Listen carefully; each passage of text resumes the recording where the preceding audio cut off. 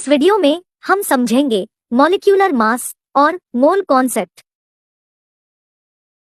मान लीजिए कि एक H2O मॉलिक्यूल है।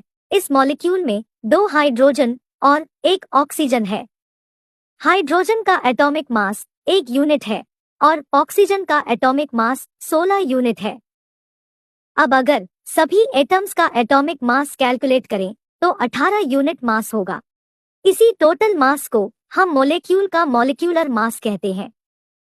मॉलिक्यूलर मास को हम कुछ इस तरह डिफाइन कर सकते हैं।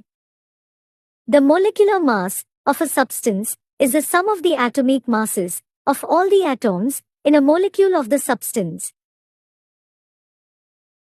Mole concept. जैसा कि हम जानते हैं कि डिफरेंट क्वांटिटी को मेजर करने के लिए डिफरेंट पैरामीटर यूज होते हैं, जैसे लेंथ के लिए मीटर, मास के लिए किलोग्राम, टेम्परेचर के लिए केल्विन। सिमिलरली मोल एक मेजरमेंट यूनिट है जो किसी सब्सटेंस में एटम्स के नंबर्स को मेजर करती है।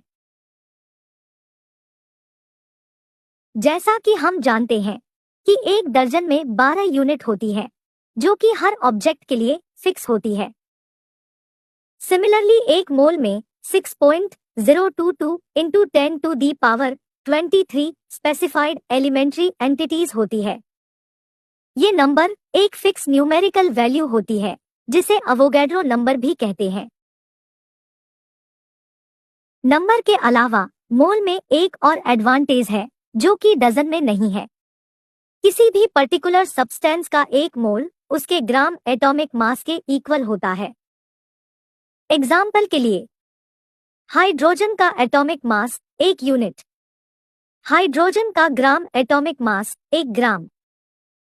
1 gram hydrogen 1 mole hydrogen atoms के बराबर होंगे, जो कि 6.022 into 10 to the power 23 atoms होते हैं।